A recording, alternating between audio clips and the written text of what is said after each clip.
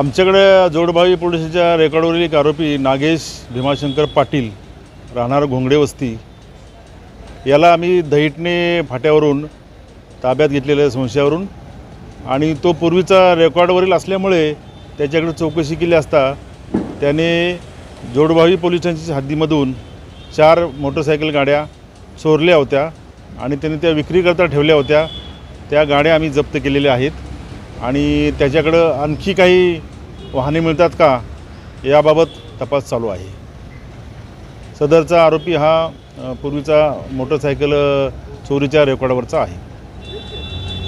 एकूण किती किमतीच्या गाड्या असतात? एकूण जवळजवळ 2.5 लाख रुपये किमतीच्या गाड्या आहेत या आणि आणखी गाड्या त्याच्याकडून उघडकीस येण्याची शक्यता आहे।